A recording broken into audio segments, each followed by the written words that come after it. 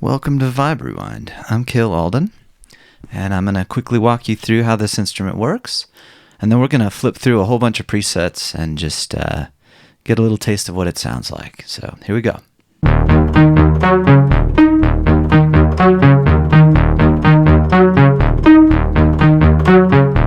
Okay, so you start up here with your sources where you pick a sample set. Now these are a lot of classic synths, and a lot of them have been recorded to tape. Some have been sampled to VHS. Occasionally I would sample it to tape and then bounce it to reel-to-reel. And so just multiple different flavors here. So you pick a sound source. You can pick up to 2 synths at a time. And then you also have a noise layer with various noises. You've got tapes, VHS, vinyl, some old synth, white noise, and then just ambient stuff. And once you've kind of picked your sources, you can mix them here at the top. Mix them to taste. And you can click through the layers to edit each layer individually. Down here you've got your amplifier section for each layer. And then down here you've got your filter section for each layer. And they can be manipulated individually, or you can link them so that any change you make to one layer will also affect all the other layers. And this link goes for anything that's inside this box. So the link will affect the tuning as well.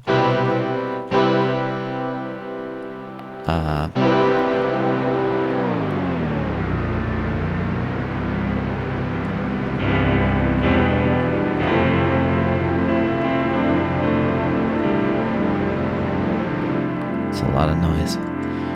But yeah, so you can quickly see how you can shape a sound pretty easily if you link these from the beginning. Let's say you don't want it to be a pad, you want it to be a pluck. You just link that and you pull your decays down. And now you've got a pluck. Up here you've got a master filter cutoff.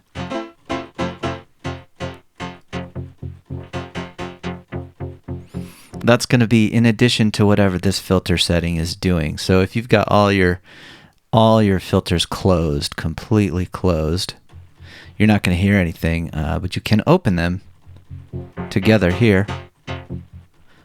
But that in combination with this filter section here, you actually have a lot of control over the finer details. We also have this fun little tape stop here.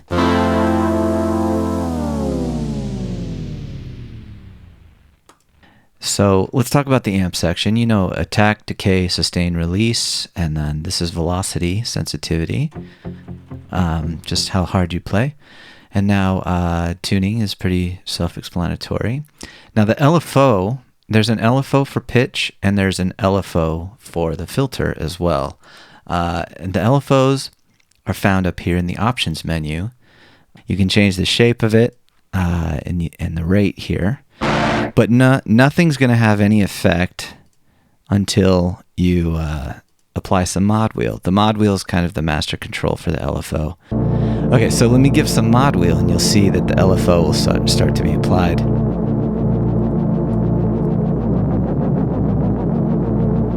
So again, this is pitch, LFO,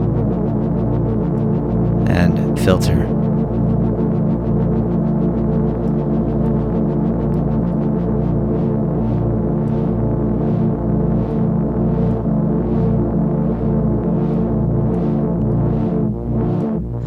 And all of these filter controls are additive, again. So if I have my filter cutoff all the way up, then you won't notice any LFO because there's nowhere for the filter to go down. So if I bring my bass cutoff way down, then you have more room to play with. You can have more range for your LFO to control. Same with all these. If you pull these way down, then it's almost only the LFO that's affecting your filter.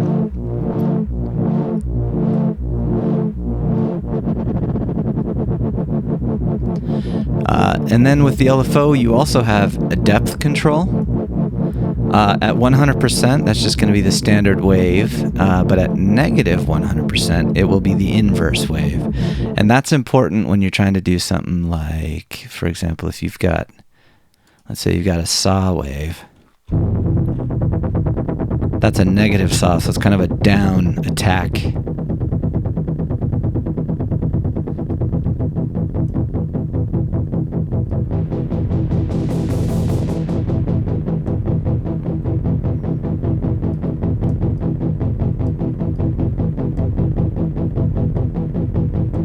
Okay, so it's a negative wave,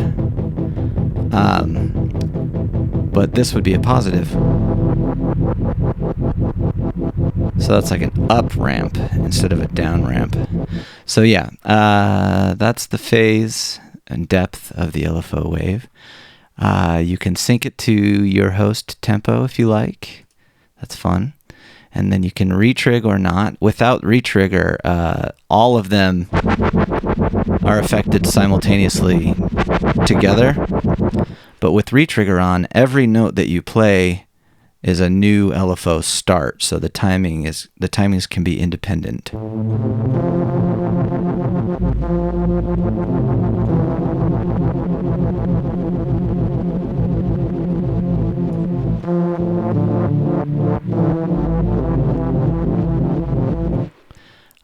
And then the onset delay is just how long it waits before the LFO is applied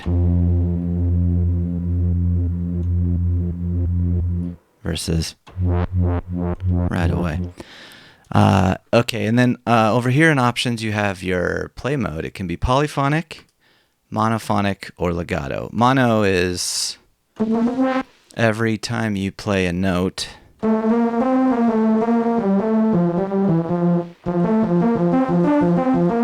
it re-triggers a note every time you play. Versus legato is very similar, but the envelope is only applied at the beginning, the first note. It doesn't re-trigger each note. Then you've got glide, like any synth has, or portamento.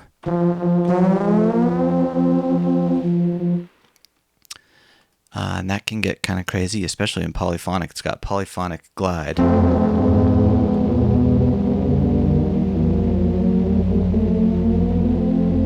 It's kind of fun.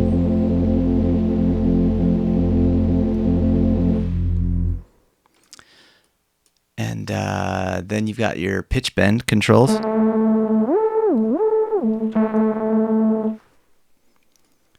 And pitch slop. So this is kind of a, it introduces a random little bit of pitch modulation per note played. So that's kind of simulating some kind of discrete circuit analog style thing that's not quite perfectly in tune.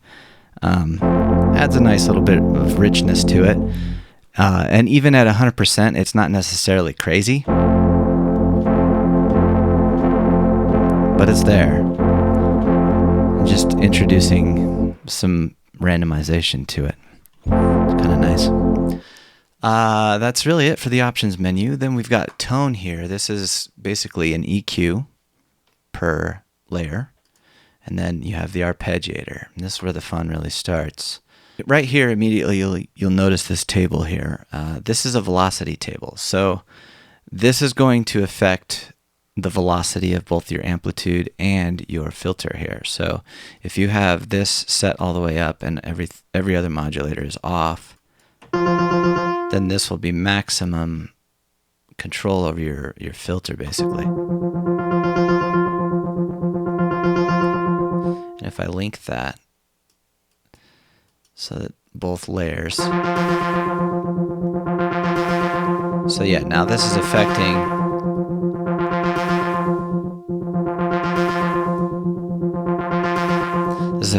the filter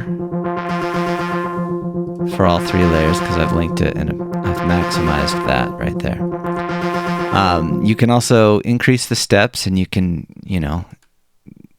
draw in some pretty random crazy stuff.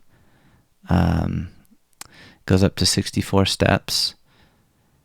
And the hold button will just let you play a chord and let go.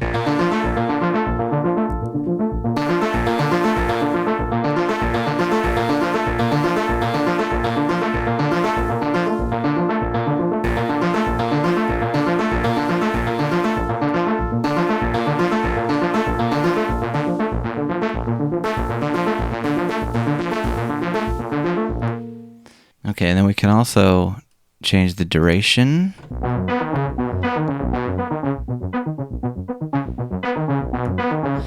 And that's, you got to be mindful again, that's not controlling your envelope. If you want shorter notes, but you have an envelope wide open with a long release, you're still going to get long notes.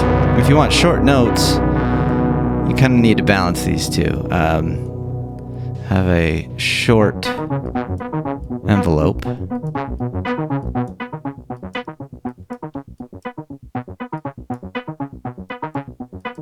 Really, the envelope has more control over the length than the duration, but it's there if you need to use it. You also have octaves up to +4 or -4 octaves. And then repeats, that's going to be how many times it plays a note per step.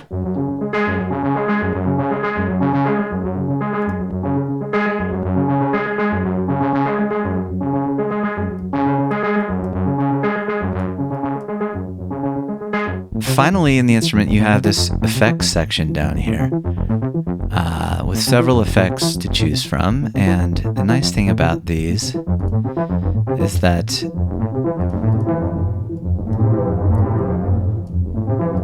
they can be rearranged. So if you say you want the tape to be after their verb, you can slide them around.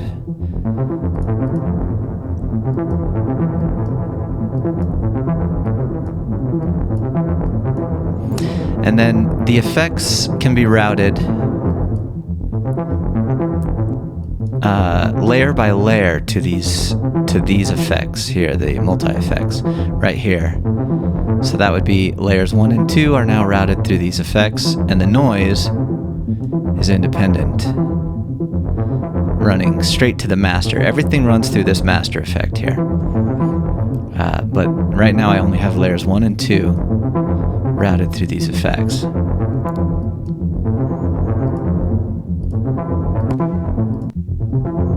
You have different convolution-based reverbs to choose from here. And you've got a chorus, classic chorus, and a doubler. The doubler is kind of like a delay that only affects the right channel. So it kind of offsets the right and left. It creates a wider stereo image. These can be used independently.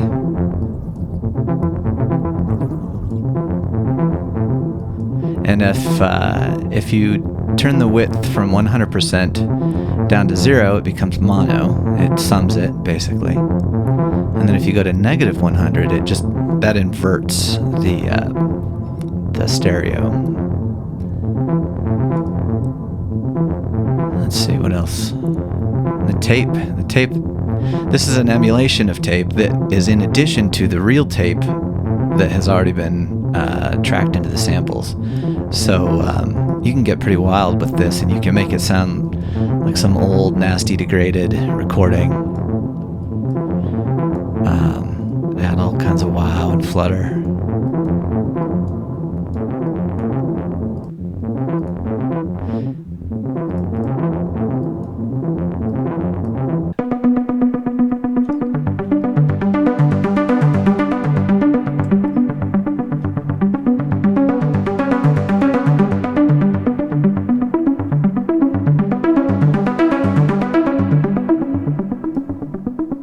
Oh yeah, and I've got the mod wheel all the way up still. So my LFO is a really slow LFO, and it's kind of opening and closing the filter there. You can speed that up.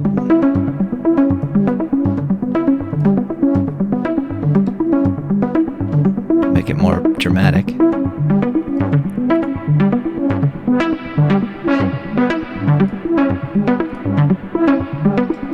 Oh yeah, another thing about the filter that I forgot to mention, you can hit this little key follow button here, and then that's just gonna basically make it so the filter frequency follows the key. So if you play a low note, the filter will be a lower frequency than if you play a high note. It just affects the tone, the sound of the filter a little bit. You also have multiple filters to choose from. You can have a low pass ladder style filter or a state variable style. Pro 53, you got all these things to choose from, even wacky stuff.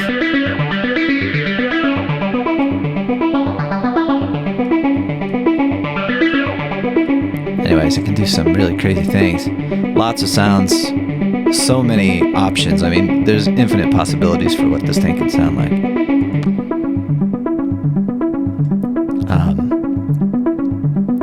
Yeah, so where were we? We were talking about the effects.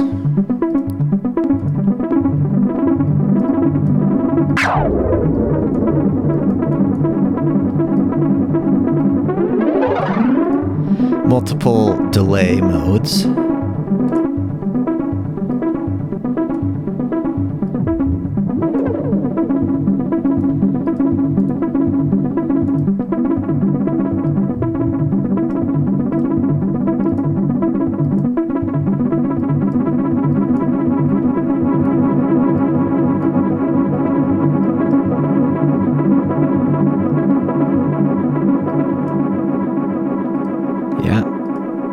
Interesting stuff there. And then a phaser.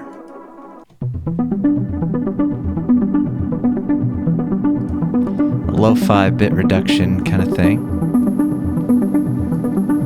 Also good for just adding some nice noise and some great saturation here.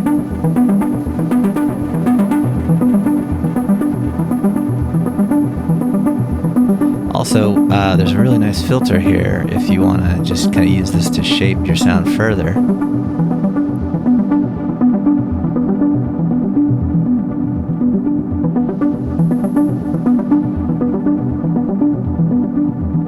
Notice how there's some hiss and some static in this. That's coming from this lo-fi module itself, not from your noise. So you have multiple noise solutions under the hood here. You can crank your noise. You hear how that's arpeggiated. It's doing like a hi-hat.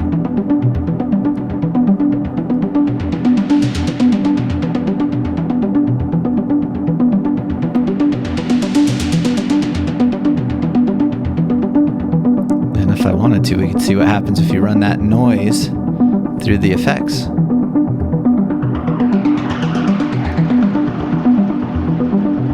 It's kind of cool.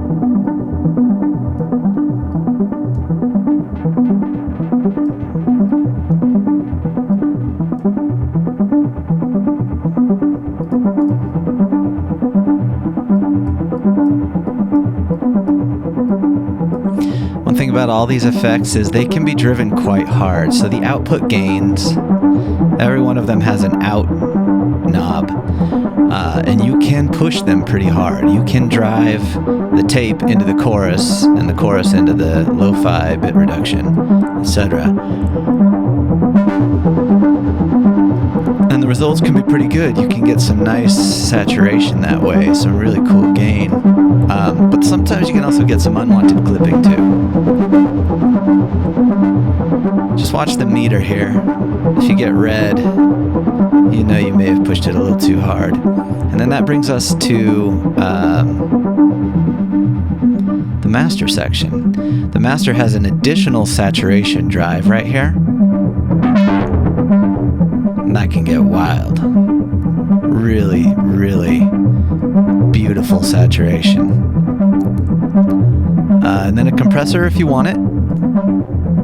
And a limiter, which will help with the clipping sometimes, but again, it's not a magic bullet. You still got to be very conscious of your gain staging throughout this instrument because there's a lot of power here.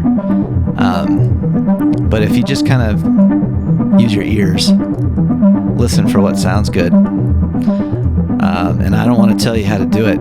If you want to clip it, go ahead and clip it. Do what sounds good. There's no wrong answers here, but it has plenty of room to get gnarly.